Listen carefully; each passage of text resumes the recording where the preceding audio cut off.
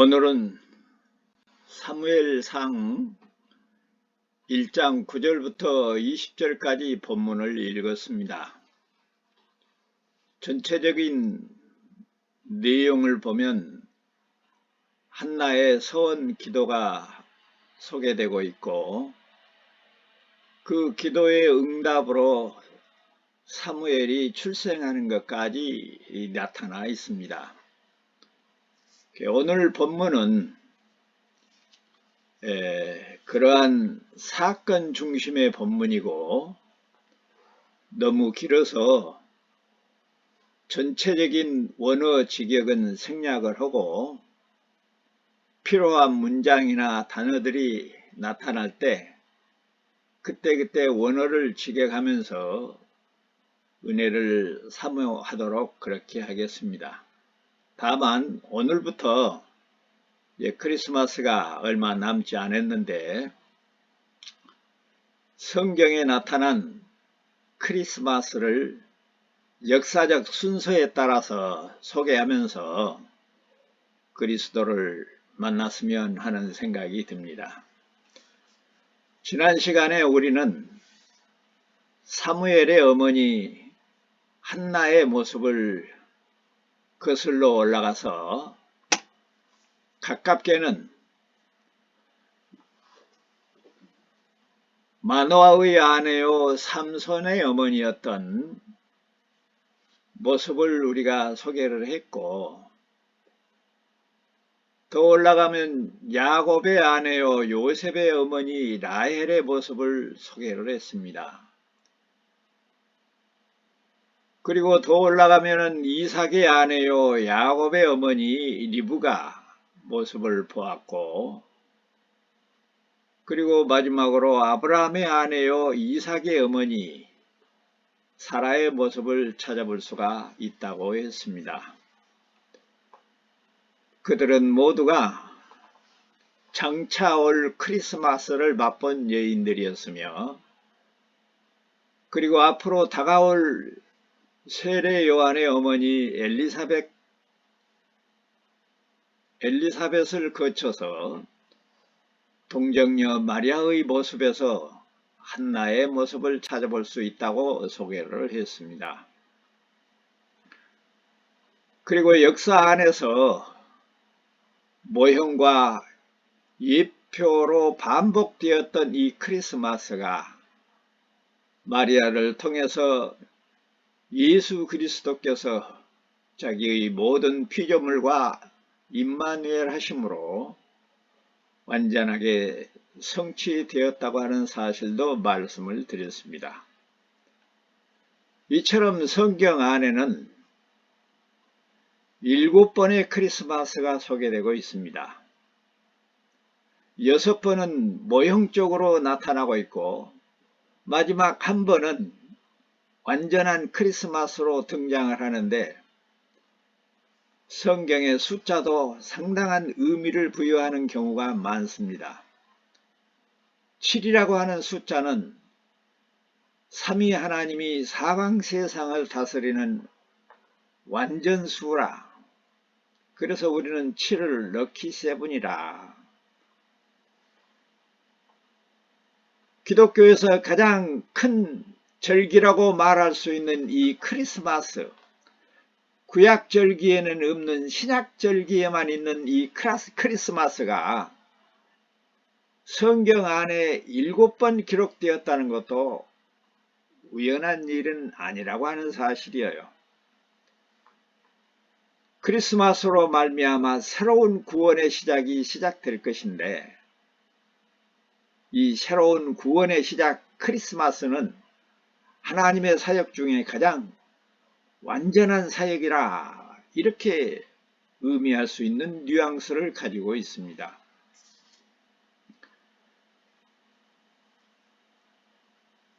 하나님은 6일 동안 세상을 창조하신 적이 있지요. 그리고 제7일에 안식하면서 모든 자기 피조물에게 복을 주시는 원리와 같이 6일 동안 열심히 일하고 7일을 하나님을 예배하는 날로 정하시는 그런 원리와 여기 그 원리가 여기 크리스마스에도 나타나고 있다 하는 것을 기억해야 합니다. 이처럼 하나님이 하시는 일은 자세히 우리가 묵상하면 일정한 레파토리가 있어서 그 레파토리를 한 그룹으로 해서 수레바퀴처럼 돌립니다. 그래서 그 수레바퀴가 돌아가고 다 한 바퀴 돌아가면 다시 시작합니다. 역사를 돌리시는 일정한 원리를 우리가 발견하게 되고 그 원리를 따라 세상에 되어지는 일도 이해하고 해석할 수 있는 지혜를 얻게 되는 겁니다. 그런 점에서도 성경을 세상을 보는 안경이라 그렇게 표현할 수 있습니다. 앞으로도 진행되는 과정을 알 수 있지만 이해를 돕기 위해서 오늘부터 7개의 크리스마스를 여러분에게 크리스마스가 오기 전까지 소개를 할 계획입니다. 이제 2주밖에 안 남았는데 하나씩 할 수는 없고 2개, 3개씩 합해서 소개를 해드리겠는데 비록 모형적이지만 이 크리스마스에는 확실한 의미를 부여하는 특징이 있다는 겁니다. 그래서 그 특징도 제가 7가지로 정리를 해 보았습니다. 자, 성경에 크리스마스가 7개 있는데 6개는 모형이고 마지막 7개는 참이라. 근데 그 크리스마스에는 일정한 특징이 있는데 첫 번째로 옛 시대를 정리하고 새 시대를 도입하면서 모형의 크리스마스가 나타납니다.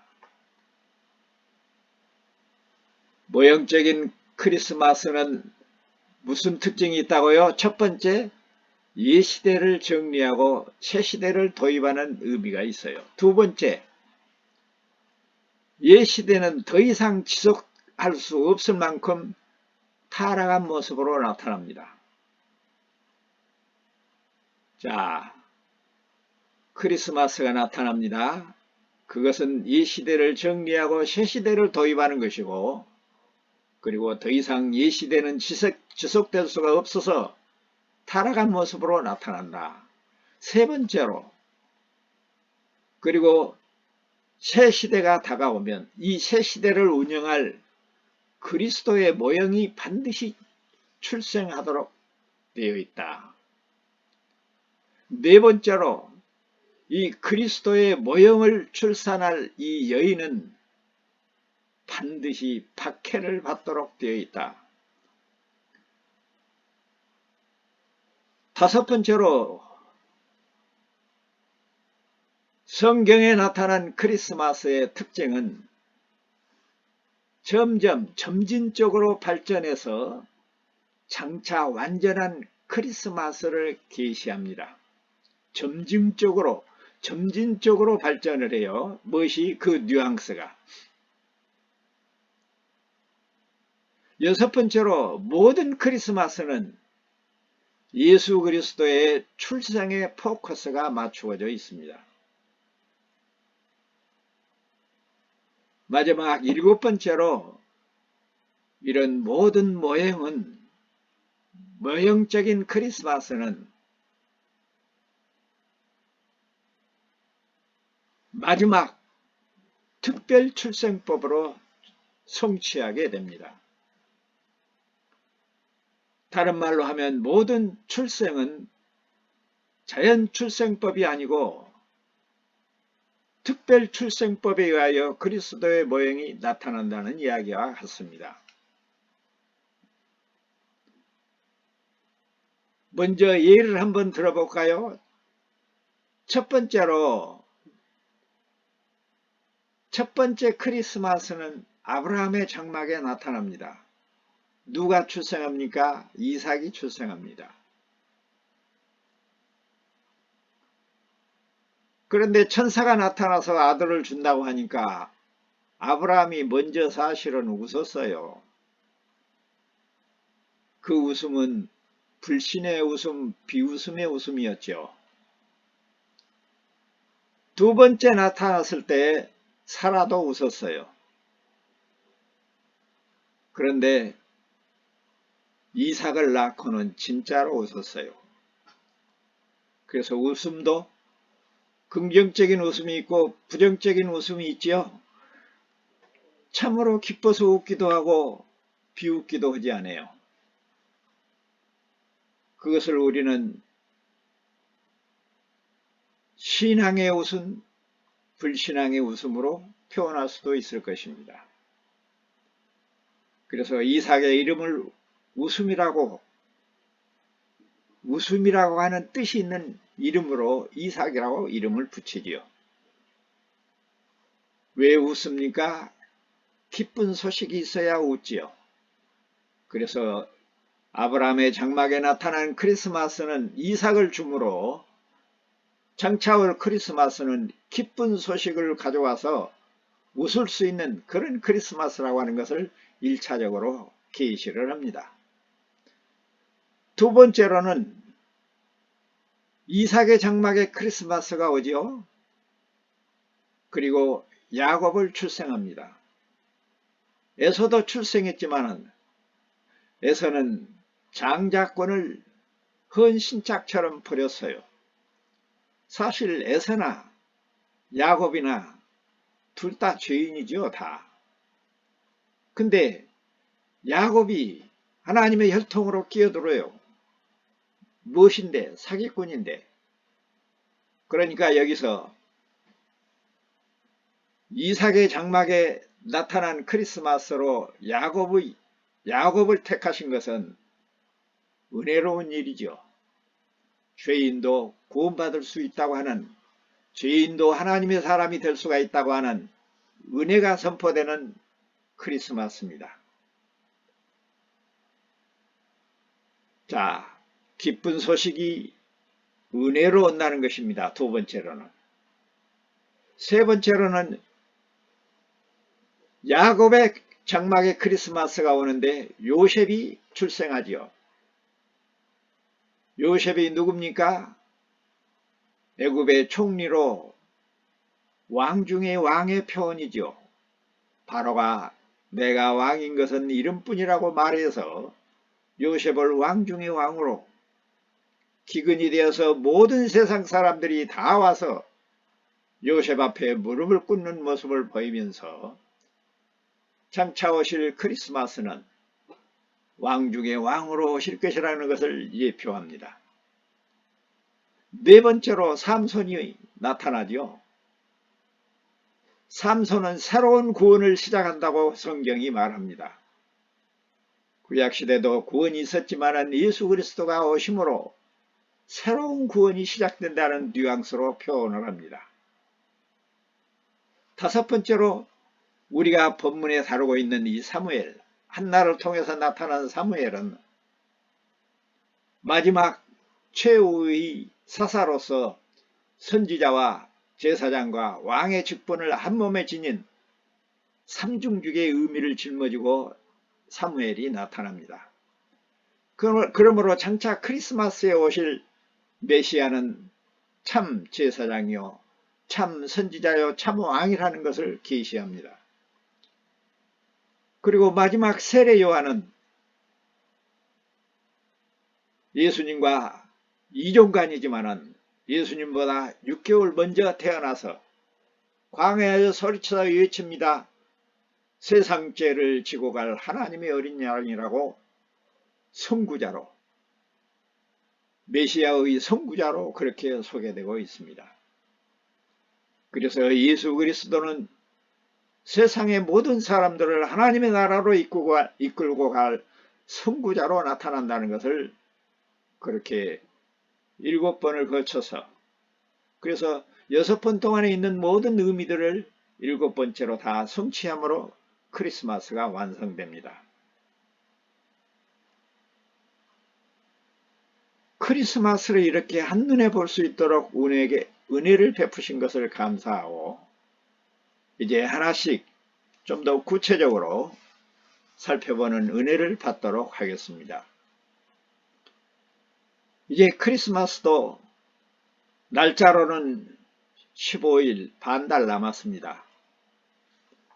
이제 우리는 이번 주부터 크리스마스가 역사 안에서 어떤 과정을 거쳐서 발전하고 완성되어 가는지 성경을 찾아 확인해 보도록 하겠습니다. 가장 먼저 시작된 크리스마스는 아담이 아니고 믿음의 조상 아브라함의 아내요, 아브라함의 뒤를 이을 이삭의 어머니 사라의 모습에서부터 살펴볼 수가 있습니다. 왜 아담이 아니고 아브라함부터인가 하는 의혹을 우리가 제기할 수가 있습니다.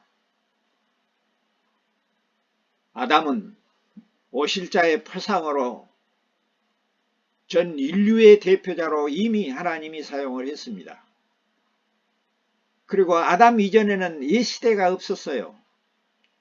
아담부터 시작해요.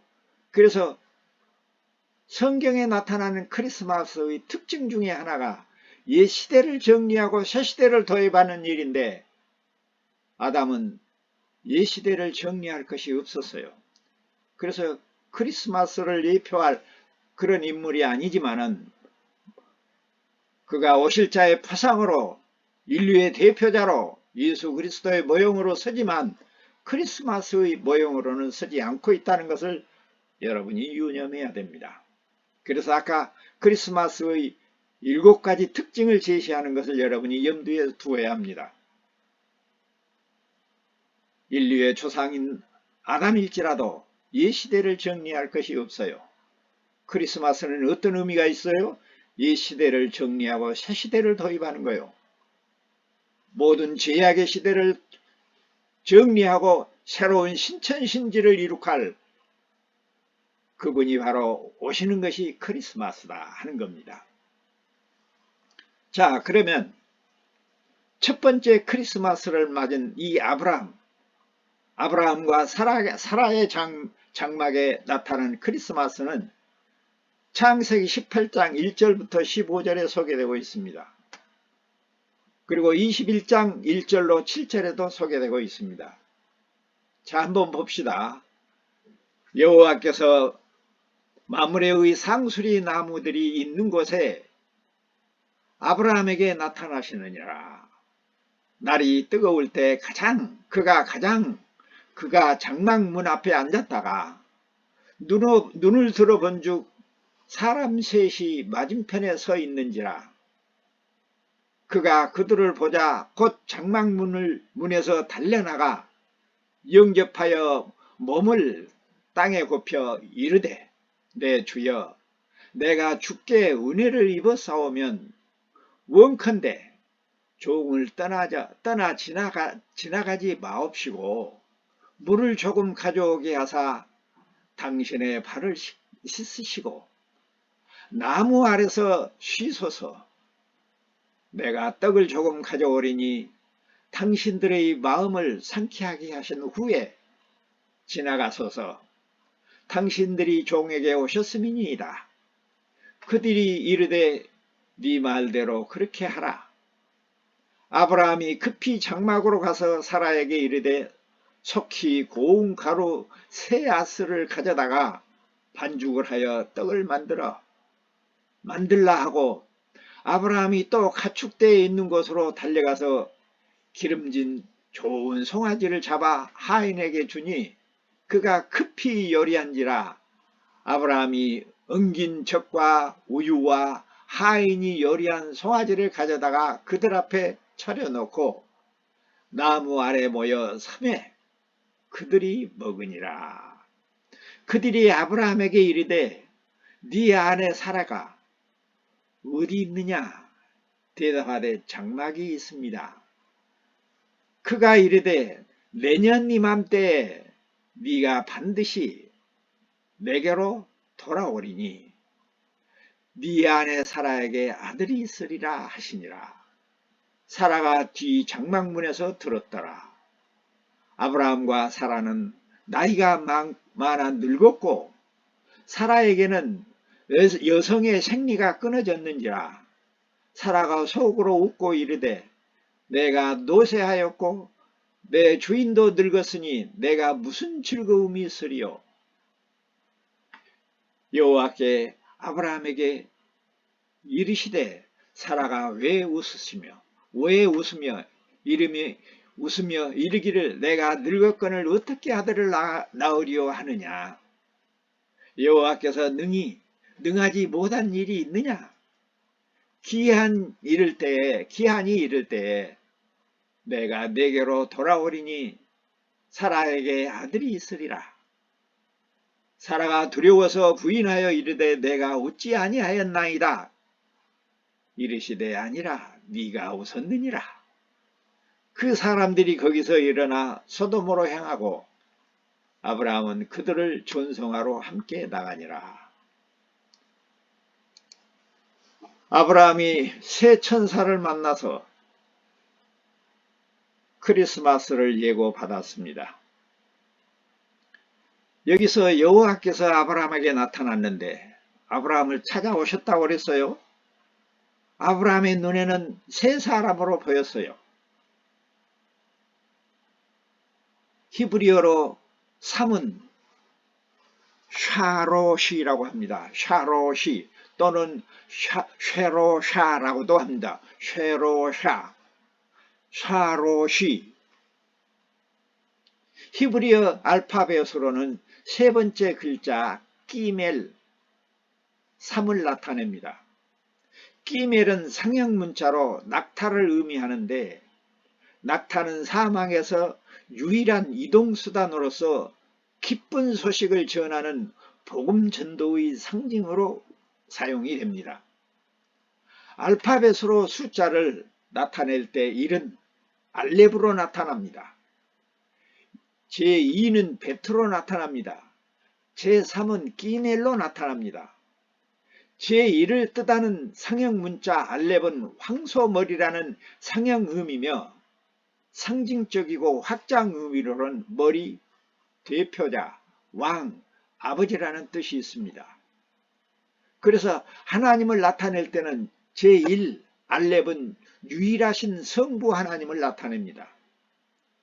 제2의 뜻을 나타내는 이 베트는 집이라는 상형 의미를 가지고 있는데 상징적 확장적 의미로는 가정, 안식처, 사회, 나라, 성전, 교회, 하나님 나라, 평안, 안식, 기쁨, 아들, 상속자 이런 뜻이 있습니다. 그래서 하나님을 나타낼 때는 제2 베트를 안식의 주인이신 성자 예수 그리스도 하나님을 나타냅니다. 그리고 제3을 뜻하는 끼멜은 낙타라는 상형 의미이며 상징적 확장적 의미로는 기동력, 원동력, 활동력, 발전, 전도, 운반, 자부심, 후원자, 인도자, 어머니 등의 뜻이 있습니다. 그래서 하나님을 나타낼 때는 제3 끼멜은 능력의 인도자로 성령 하나님을 나타냅니다. 그러나 이 모두를 함께 나타낼 때는 삼위 하나님을 의미합니다.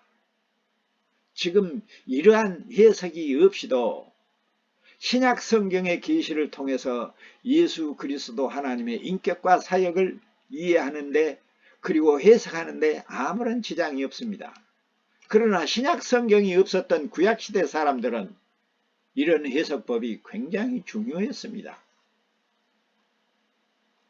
지금까지의 논의를 왜 말씀을 드리냐 하면 아브라함이 세 분을 보았어요. 하나님은 유일하신 한 분이신데 세 분으로 눈에 보인 것은 성부와 성자와 성령이 이 크리스마스는 성부와 성자와 성령이 삼위일체가 한마디로 말하면 함께 일하시는 그런 뉘앙스가 있다는 것을 보여주고 있습니다. 죄송하지만 유튜브를 통해서 이 복음을 성취하는 모든 사람들은 다른 자료에 이러한 내용들이 소개되어 있지를 않아서 의아스러울지 몰라도 히브리어 성경을 자세히 연구를 하면 이런 의미를 깨달을 수가 있습니다. 그런데 이런 본문을 자의적으로 해석해서 아브라함처럼 나그네를 잘 대접하면 복을 받아서 낳을 수 없는 아들을 낳을 수 있다고 가르치거나 이해하면 안 됩니다. 아브라함이 내 주여 내가 주께 은혜를 입었사오면 하고 말하고 있는 것을 보면 아브라함의 눈을 은혜로 띄워서 그들이 삼위일체 하나님을 상징하는 모습으로 나타나고 있다고 하는 사실을 알 수가 있습니다. 그런데도 그런 뉘앙스를 빼버리고 문자 그대로 이해를 해서 나그네를 대접하면 아들을 낳을 수 있다. 그건 거짓말이에요. 그런 말 들으면 안 돼요. 왜 제가 이 말을 하냐 그러면 제가 어렸을 때 이 설교를 들었기 때문에 그렇습니다. 지금도 그런 설교를 하고 있는 사람이 있는지는 모르겠어요. 아브라함이 주 하나님의 은혜를 입었기 때문에 그 은혜로 아들을 갖게 되는 것이지 나그네를 대접해서 아들을 얻은 것이 아니라고 하는 사실을 분명히 말합니다. 또 그런 식으로 성경을 해석해도 안 된다는 것입니다. 본문을 자세히 들어보고 문장과 단어 하나를 정립해 보면 분명히 아브라함의 눈에는 보통 사람이 아니고 하나님의 특사들로 또는 하나님으로 그렇게 눈에 비추어져 있었고 본문 안에 분명히 하나님이 아브라함의 장막에 찾아왔다고 말하고 있습니다. 그러니 그 빛을 따라서 해석하고 이해를 해야지 성경을 자기 마음대로 이해를 하면 안 될 것입니다. 아브라함이 얻은 이삭은 그리스도의 모형입니다. 인간의 정성이나 노력으로 얻어지는 것이 아니에요.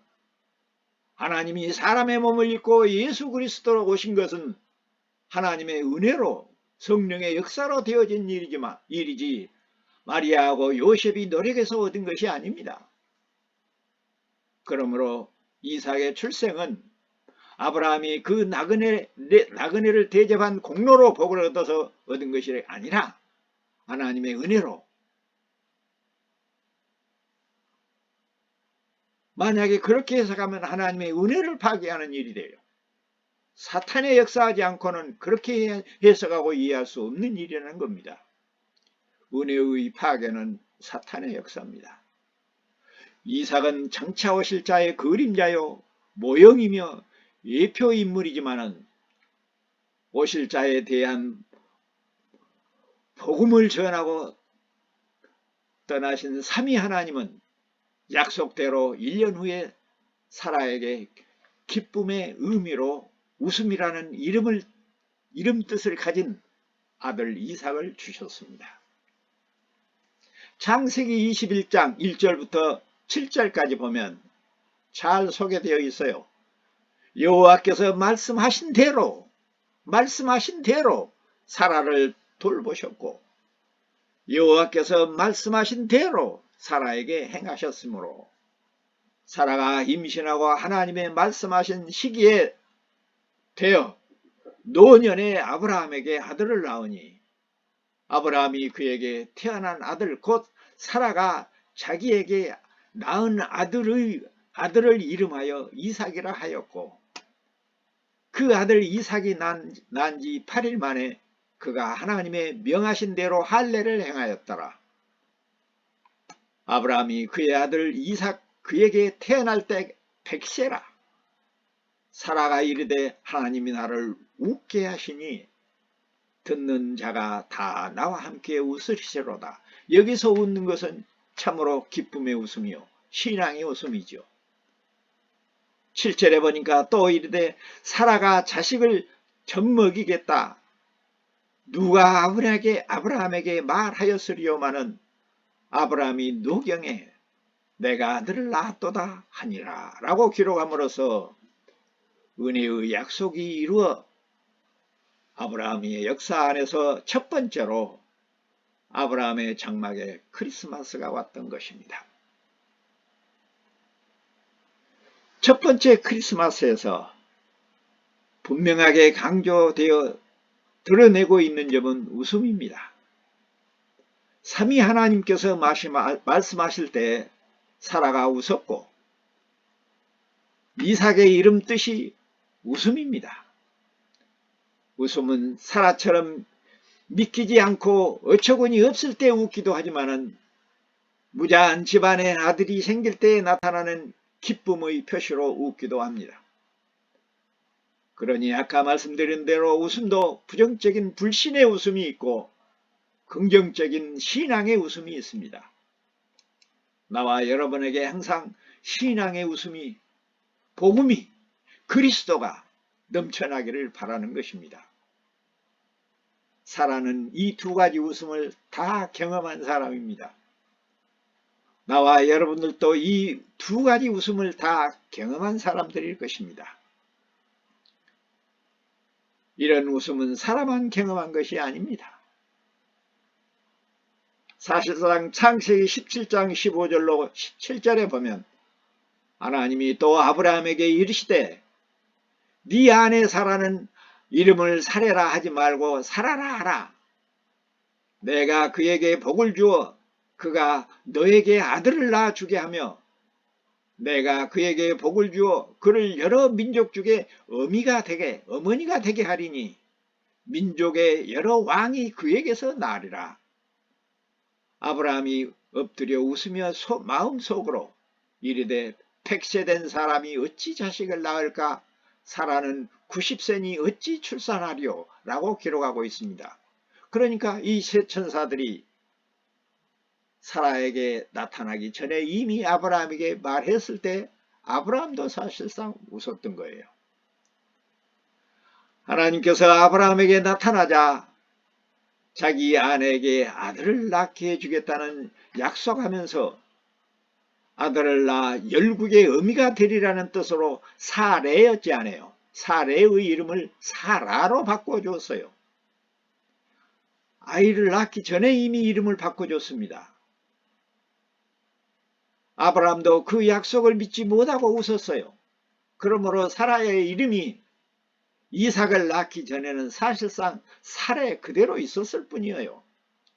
사라로 바꿔주기는 했지만 열국의 어미가 되리라는 그 사라의 이름의 뜻을 보면 이삭을 낳음으로 실제적으로 사라가 된 것입니다. 그런 점에서 이삭의 출생은 그리스도의 모형이요 사레를 사라로 바꾼 놀라운 기적이 일어난 것입니다. 이삭의 출생은 온 집안이 웃고 즐길 수 있는 기쁨이 가져왔습니다. 그처럼 예수 그리스도의 출생은 온 세상이 기쁘고 즐거운 기쁜 소식을 가져오게 됩니다.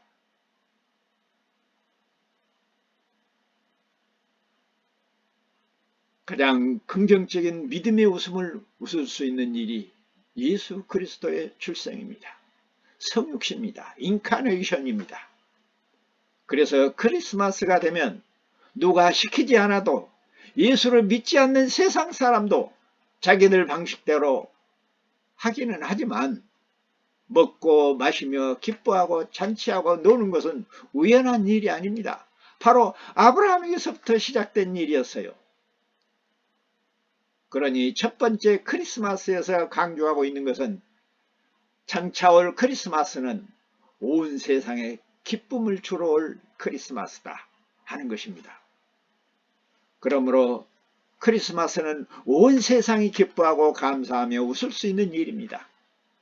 이 기쁨과 이 웃음과 이 평안의 크리스마스가 나와 여러분뿐만 아니라 사랑하는 우리의 부모와 형제와 남편과 아내와 자식들과 자녀 대대로 이루어지기를 성부와 성자와 성령의 이름으로 축원합니다. 아멘.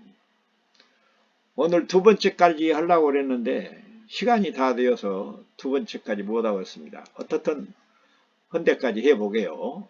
자, 오늘은 여기서 마치도록 하겠습니다. 예, 목사님.